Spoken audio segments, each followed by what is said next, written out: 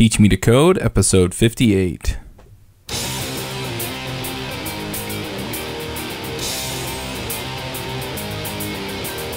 Hey everybody, and welcome back to the Teach Me to Code podcast.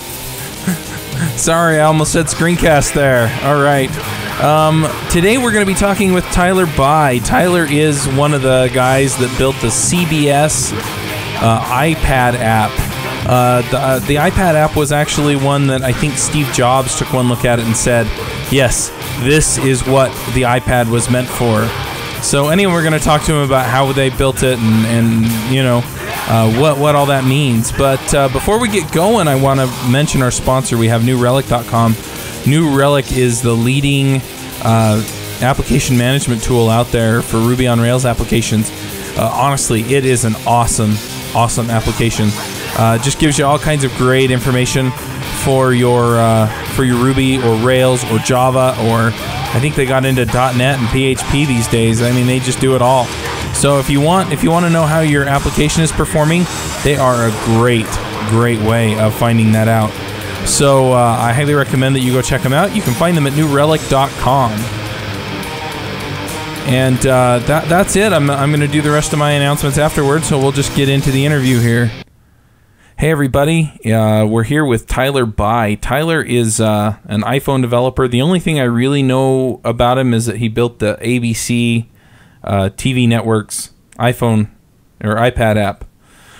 So I'm going to go ahead and let him introduce himself, and then we'll get into the interview. Thanks, Chuck. Basically, I'm Tyler Bye. I run a company called Protoven. We are the main iOS developers for ABC Television and do quite a bit of work for them. We did the ABC player for iPad, which has been fairly successful, a few million downloads, and continue to do some work with them. Our background is in streaming media, and we've also created an over the internet streaming service called Uplynk. So those are the two main things that we work on currently. All right, and I just want to point out that I did meet Tyler back at a launch up, which is kind of a what is it? It's kind of a barn raising is kind of the meme that they've chosen, but yeah, it's for startups. It's kind of my take on it is it's a place for entrepreneurs, whether they're technical or not, to meet others that may supply resources that they might need. Yeah. That's fair, and it seems like there's a huge leaning toward technological startups, but that's not necessarily what it's all about. It's about starting successful companies. So, first off, I'm a little curious. How do you wind up working on something like ABC's iPad app? Because it's not like they just go, well, we need some guy out in Utah. And Tyler's a nice guy. Tyler, can you build it for us? I mean, how do you go about finding something like that? Sure. Maybe it makes sense to give a little bit more background on Protoven. We're 5 guys, and all of us spent time at Move Networks. In fact, my partner, a guy named Dave Bruick, was chief architect over there. So as we toiled through many nights and labored over there, we came to realize that a few of the guys were pretty great programmers. And that's how we chose our team. Well, while we were at Move Networks, we, which also had a streaming service, we did work for ABC. And then as Move Networks sort of went sideways and we knew that it was time to jump ship and go do our own thing, some of our colleagues, former colleagues from Move, were based out of the LA area and continued, they joined other companies, and they continue to have discussions with ABC for their new companies. Well, during one of these meetings, they were told by ABC that they were looking for some iOS guys because they just didn't have the guys on staff. And this colleague of ours happened to drop our name and said, hey, these guys are available. They've been doing iOS stuff. You ought to give them a call. And the rest is history. They gave us about 3 weeks to do the iPad player without hardware, and we managed to pull it off. So, Oh, that's right. I remember you mentioned that it was that you were building the application before the iPad came out.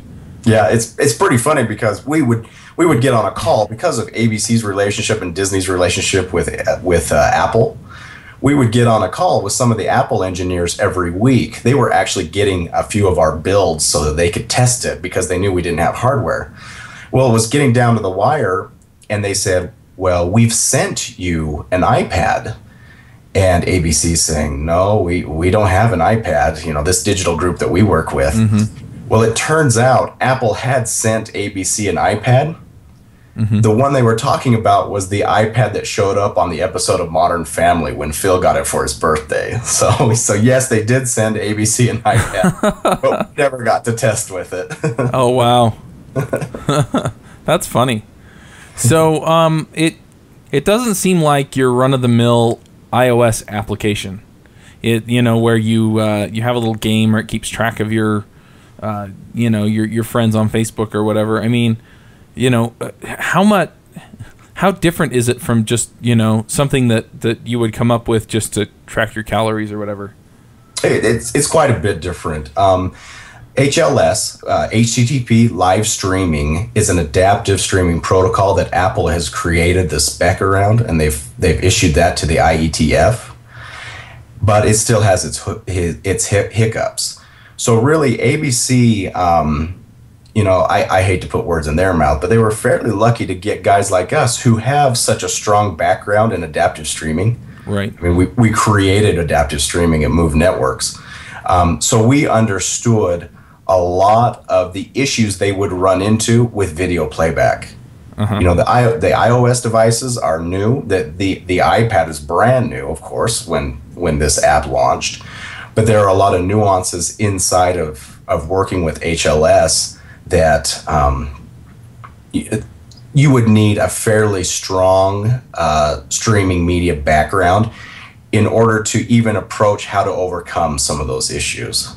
So we do the look and feel and the interface and whatnot, but we gave them a lot of guidance on how they should set up their streaming and what encoding to do, etc. Uh-huh. So it sounds like there's a lot of infrastructure on the back end to make it all work. Absolutely. In fact, to toot my own horn a little bit, that's where Uplynk is really interesting to those guys right now, where they're constantly buying more and more encoders. Those expenses add up, and they're not always running. Sure, at ABC they probably run more often than not, but they're looking to leverage the cloud and do more scalable encoding, where if they don't need it, they can turn it off. When they do need it, they can turn it on. Right. And that's what we're doing with Uplynk. So what is Uplynk exactly? Uplynk is a stream media service. So we basically provide content providers such as publishers like ABC, like Fox, like Discovery Channel.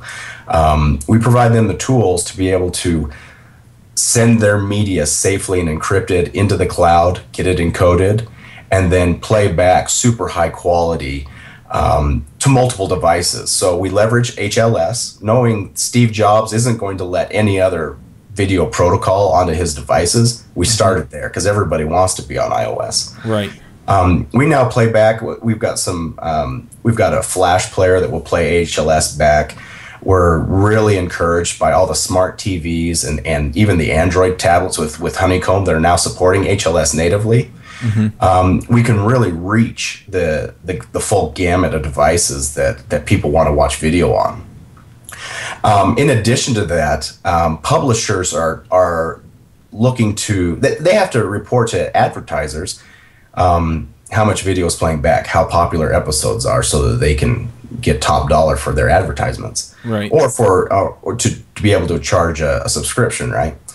So the analytics side of that is very important. And currently, with all the different providers that these guys have for their different devices, for example, Netflix does 27 encodes, the last I heard, to reach all of the devices that they want to reach. Uh-huh. The reporting on that is a mess. So Uplynk also aggregates all the reporting across all the devices, which publishers love. They hate having to aggregate those numbers for their executives. Well, I can understand that. I mean, just for my deal, I have, let's see, I have 4 or 5 shows. Let me see. I have the screencasts. I have this podcast. I have the Rails Coach podcast, the Intentional Excellence podcast, and the Ruby Rogues podcast. So that's 5. Yeah. Oh, yeah. And just aggregating data for any of those, where I have to go and look at how many downloads I've had, how many page views I've had, and any other statistics that I want. I mean, how many subscribers I have on FeedBurner and all that. I mean, I have to go to 3 or 4 places just to do that. So I can only imagine if they have 27 encodes that are being served up by who knows how many providers. Yeah. Yep. You got it. Headacheville.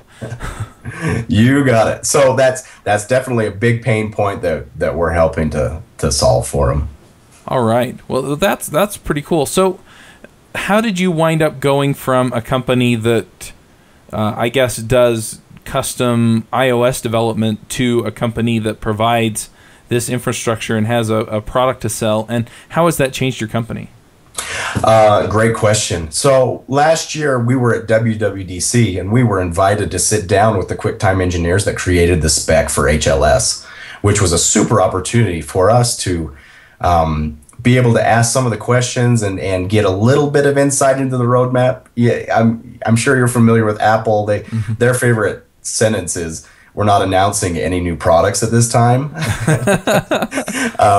But it was a chance to sit down with these guys and say, ask some tough questions. And I think we made them slightly uncomfortable because of our background. HLS is heavily based off of what we did at Move Networks. And when we sat down with them, we were actually introduced as former Move Networks guys. And they play it cool. They that's their job, right? Right. But we asked them some pretty tough questions about some pretty tough concerns we had, some problems that we solved at Move that were super critical, and they just kind of grazed over them and blew past them. I'm trying to think of certain examples. It's like you have these chunks, right? And they're usually 2 seconds, and Apple suggests that they should be 10 seconds. Well, the trouble is when your user or your viewer seeks into the middle of one of those segments, jumping into the middle of those slices and trying to start video there can be pretty tricky. And they didn't have any great answers for us, but so it's kind of fun to see them squirm. But to answer your question or get back on track here, I asked them a pretty specific business question about HLS and their goals for it. And that question was, when would we see parity on all of the desktop platforms so that HLS would play back natively in QuickTime, QuickTime for Windows, all of those different places. And they kind of brushed me off and just kind of looked at me and said, well, have you read the spec? It's an open spec. Feel free to go write your own player. Well, I kind of did these sideways glances at Dave, my partner, and then I looked at my guys, and I see them licking their chops. And we looked back at them and gave them a look of like, well, we're going to go do that. So we started right then. We started disassembling HLS. It's an open spec. We're dealing with MPEG-2 transport stream or MPEG, transport stream, and we were dissecting down to the MPEG-4 parts, the H.264 and the AAC, and we came up with a pretty ingenious way of going about playing this back that we quickly threw a patent around and started going to town on. And we figured out how to play it back in Flash. So not only did we get parity on the desktops, but we brought Linux into the fold as well. And then essentially any platform that supports a Flash runtime will potentially be able to play back the video and stream it. So we're reaching a lot of places with HLS now, a lot of devices that formerly, frankly, Apple didn't even care to bother about supporting. So we're pretty excited about that. So we talked to some of our friends in LA about it and said, hey, wouldn't it be cool if we could do X? And they're like, yeah, that would be awesome. Well, in October, we gave them a demo. November, we decided, yeah, let's put a company together around this to push it a little bit. And that was when we officially organized Uplynk and started going after it. So since then, it definitely has changed the company. Previously we had a model of working with equity plays, doing some work for sweat equity and taking a piece of the action. It's a different world when you actually have your own idea and you're starting to get some traction around it. CES and the National Association of Broadcasters trade shows were huge for us as we started spreading the news about Uplynk, and we've got quite a bit of interest in the company, both from investment as well as from the business side. So it's been going well. We've done a lot of internal funding of the company. So Protoven we actually pay our guys to work on Uplynk right now, and we're hoping to change that with a funding deal that we've got in the works. Oh, interesting. So you're actually seeking funding now. Yeah, it's an interesting thing. We're raising a little bit of capital. It's based off of a large customer that would like to use the service, and we're not giving up equity at this point. They're basically buying down or buying a discount, a perpetual discount for this investment money. Oh, interesting. That's a really fascinating way to do it, I think. I mean, I hear about all these other venture companies that they raise money, and then when things get a little bit rocky, then what happens? Well, those guys own most of your company now, so they just go, you and you, see ya. Yep. It's our toy now. And you're just like, wait a minute, this is my baby. Yeah, that's definitely the game, right? I mean, I commended the guys at Move Networks for being able to raise money in their follow-on Series B round without giving up a board seat. I thought that was just miraculous, just from where I'd come from.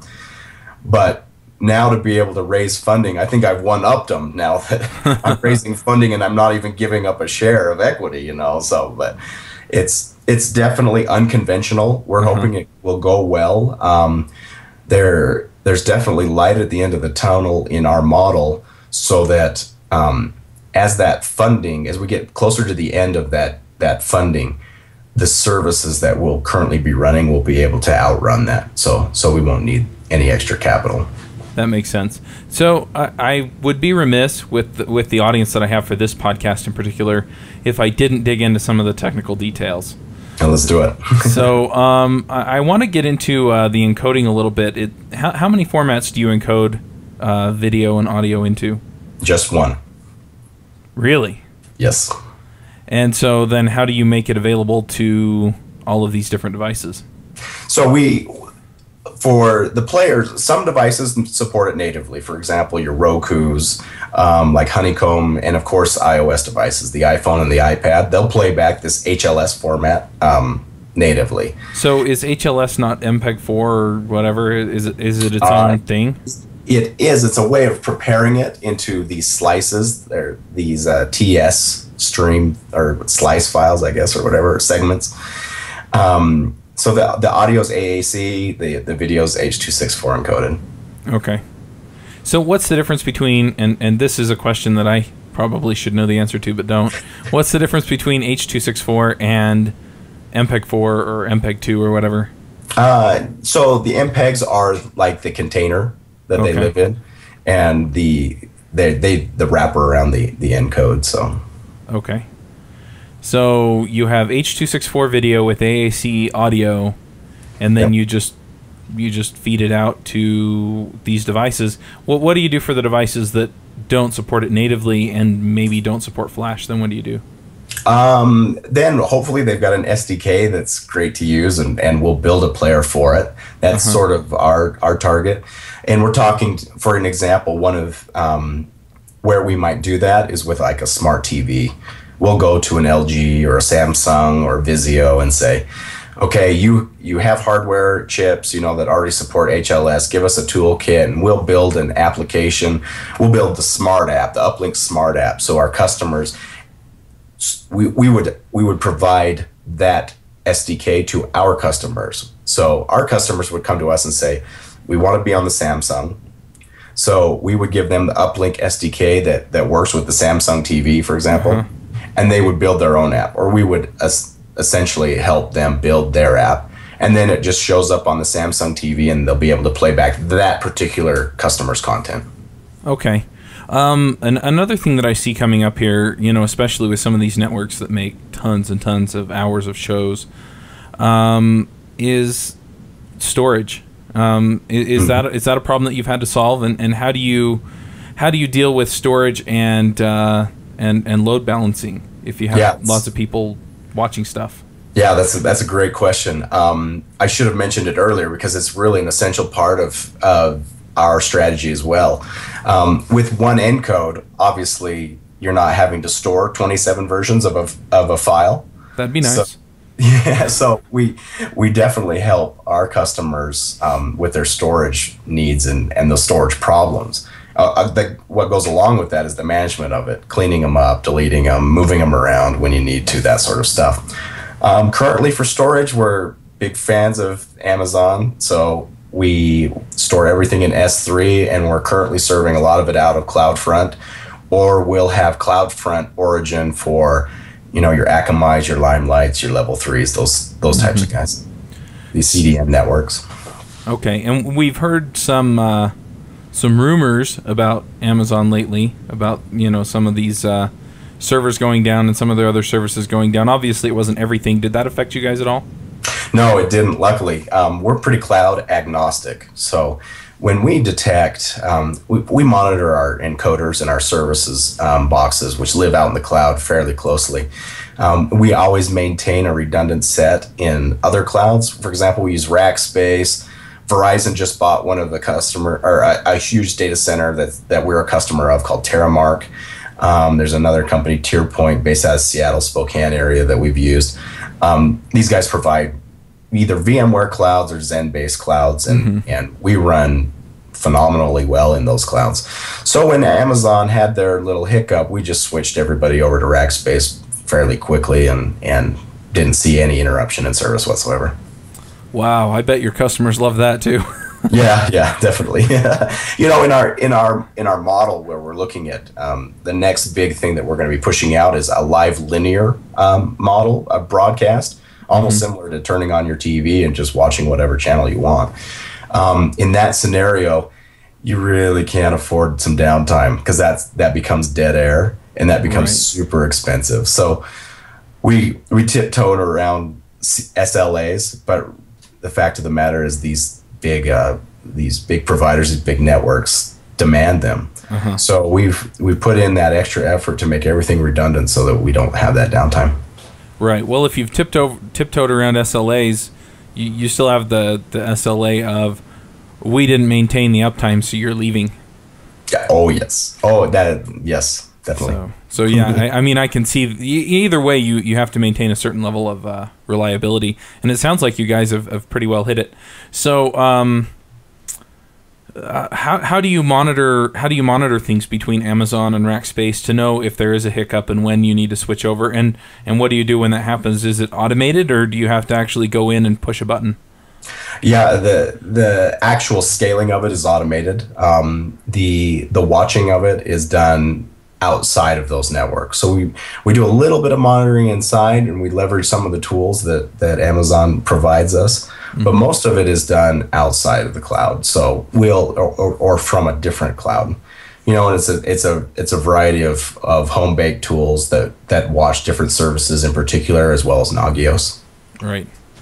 Nagios, my old nemesis. Oh yeah. Yeah, I wish you could do hot configs on that thing. I hate bouncing it to get stuff to come out, but yeah, I used to be a systems administrator, and before that I worked in an operations center that used it, and yeah, it was obnoxious at best. Yeah, sure. But anyway, so another question that's not really related to anything is there's a flag behind you to your left. Yes. What country is that, and what's your relation to that? I'm just curious. That is the flag of Spain, and I am celebrating the opening of a new Apple store in Madrid. No, I'm kidding. I served a mission for the LDS Church in Seville. Oh, okay. So it's just my memento. Yeah, I hear that. I served an LDS mission in Padova, Italy. So. Oh, cool. Yeah, and we were neighbors then. Yeah, pretty close. But anyway, so I had another question I was going to ask, and I got sidetracked by your flag. Well, to dive maybe even more technical into it, I know a lot of your viewers are Ruby guys. Yes. We are Python guys. It's just a history that we've had. For example, Dave Bruick, our main chief architect, and he's now the CTO of Uplynk, wrote the Python Bible back in the day and for 2.1, and we've had a big history with Python, but we feel like kindred spirits to the Ruby guys for sure. I'm friends with a guy named Josh Knowles, runs the Gotham Ruby group, and he's done work with RSpec, I believe, and some other things. I haven't followed him that closely, but he's at Pivotal Labs now in New York City and is one of their directors. But yeah, we're one of those guys that kind of sit back and watch the battle broil and take the perspective of these are both tools that are getting a lot of cool things written in and are similar enough that if Python died tomorrow, I'd jump right to Ruby, or vice versa, I'm sure, with you guys. So right. So do you do the backend development, or strictly iOS, or both, or? Yeah. So for example, in our content management system, it's Django based. While we use SDB on the back end, and don't use the Django ORM to manage that. We like the front end. We like the templating engine that it gives us, and have leveraged that. And for local storage, we will use Django's ORM and a SQL database. We also like the Memcache integration and being able to use Memcache with some of the other services that go on in the box. So that's a lot of the back end stuff, all the deployment scripts, etc. Fabric, we use Fabric quite a bit, and then homegrown Python stuff to do all of our deployment. Oh, interesting. So, which SQL database are you using? I'm a little curious. We're Postgres guys. Postgres? Yep. Yeah, I've had a few people jump on me for still sticking with MySQL, but I've just been too lazy to switch. And what do you find that the advantages are for using Postgres over MySQL or some of the other options that you have out there?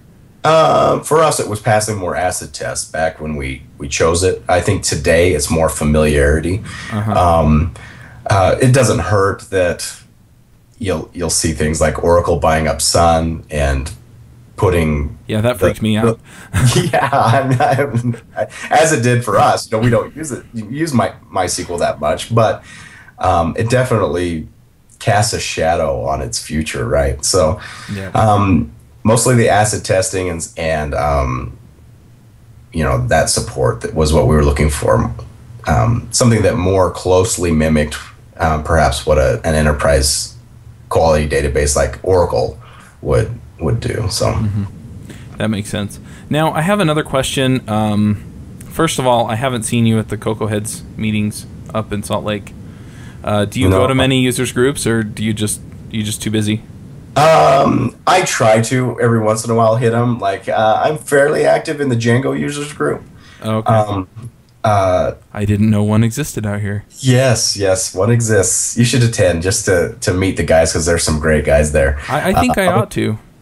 I don't know. Do you know Guy Harding? Perhaps Guy's he's very active in not only LaunchUp but in the Django user group.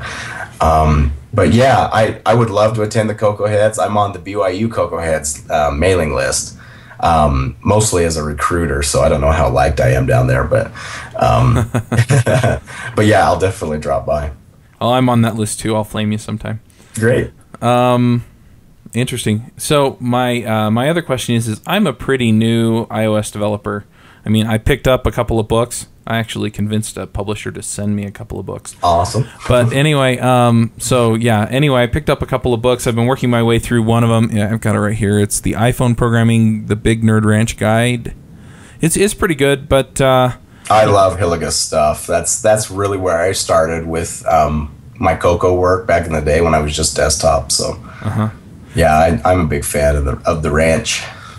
Yeah, my question is what recommendations do you have for people who are just getting started with, I guess, with iPhone development, and then I'll ask you again for programming in general. Sure. I'm a big pragmatic programmer fan. And I've been following Dave and Andy and what they've been doing with pragprog.com for quite a while. So I always go there first. And Bill Dudney is currently the iOS evangelist, I believe. And he's written a book, or a couple of books for prog. I think it's the iPhone SDK. And then he's done, I think, a core animation book or a couple of others. But Prog has a couple of those titles that are great. Coincidentally, the guy I think Bill replaced at Apple was a guy named Matt Drance. And Matt is the developer behind the TED application for the iPad. He was formerly, like I said, an evangelist, and he really impressed me at WWDC.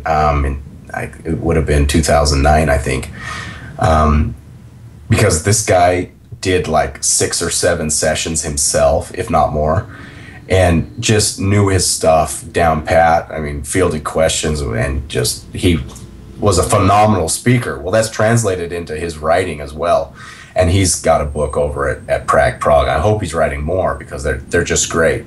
So I send people to Prog and say, pick up any title that's got an apple on the cover. You're not going to go wrong. Good stuff. I've actually talked to both Dave and Andy on this podcast. So great. So I've got an old what is it? Agile Web Development on Rails book. Yeah, I have the ebook. I don't have the actual hard, or do I?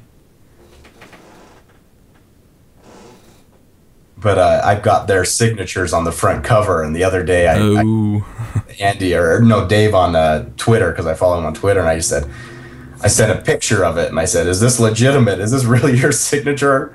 And he's like, "Yeah, those are the real deal." So wow. First edition or something, I don't know, but that's kind of fun. Yeah, I have the 4th edition on my Kindle app on iPad. I'm sure it's more relevant than mine at this point.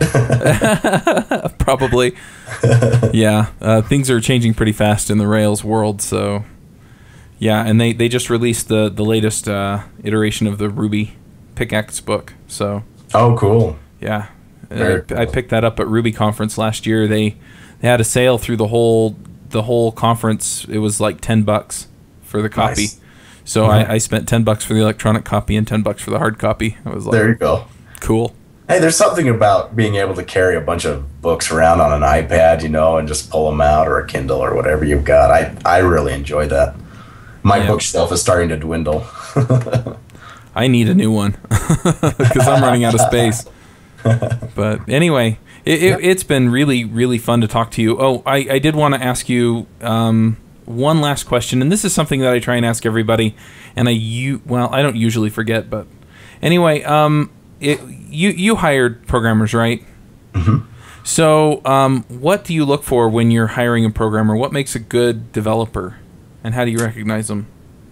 Interesting question. I think what makes a good programmer is somebody who isn't afraid to dig into code.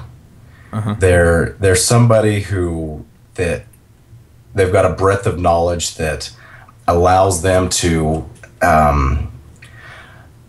look at the big picture. Where's this code going to be in 6 months from now? What help would a comment right here be? What is going to get this application out the door the fastest without severely impacting maintenance down the road? I like to think of that as sort of an architectural nod to writing code. I'm a YAGME fan. You aren't going to need it. But it makes sense to know where an app is going, or what the roadmap looks like, or pay attention to what other pieces are going to be integrated with that system. In the the ecosystem that we've built around Uplynk, that's a crucial piece. We have so many different systems that are interacting, from the client requesting things from the services to those services interacting with encoders. It can be a tricky orchestra to try to conduct at times. So being able to find guys that can communicate well with each other in a team format is crucial. I know super smart guys that love to just silo themselves, and if you've got one piece that just lives on its own, they're the guys to write. But for us, it's even doubly hard as we're all working virtually from homes and, get together a couple times a month. But keeping those open lines of communication, reaching out to each other, asking for someone that's going to ask for help before too much time is spent, when they know that perhaps Dave or myself can jump in and answer a question, or one of the other guys. I think that's crucial. Someone who can communicate well. That makes sense. Sounds good. Well, I don't have any other questions for you, except if people want to follow what you're doing or see what you're thinking about, what's the best place to go do that? Follow me on Twitter. I'm not too crazy, so the load are pretty light at tbye. And then my blog's blog.tbye.com, and it should be a lot more active here in the coming weeks as I can talk more about what we're doing at Uplynk. All right, and T-Bye is T-B-Y-E. That is correct. All right. Well, thanks again, Tyler. It was good to talk to you, and it's always fun to see you at the launch ups and stuff. Hey, likewise. All Thanks right. so much. We'll talk to you later. Okay. All right. Well, I just want to thank Tyler for coming onto the podcast back on. There was some awesome stuff there. I think there were some really great things shared, and hopefully anyone who's interested in video or iOS development, or even some of the back-end stuff that we talked about, if you're interested in any of that, he's a very approachable guy, and you can reach out to him. It's just a fun and interesting thing to talk about. And like I said before, and I was going to ask him about it on the podcast, and I realized that I didn't. But yeah, Steve Jobs saw his application and basically said, this is what I had in mind for the iPad. So, I mean, I can only imagine how happy that makes people.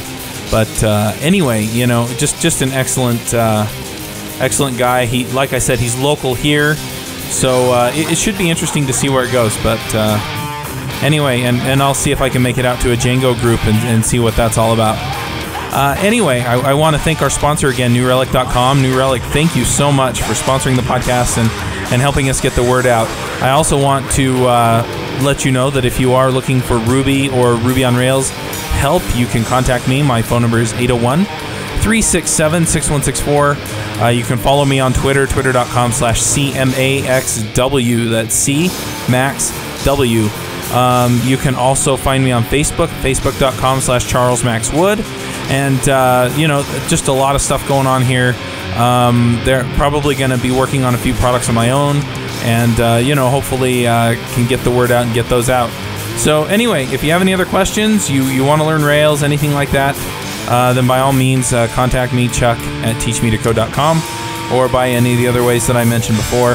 And finally, I want to just encourage you to go out there, write some great stuff, and remember that writing the code is the easy part.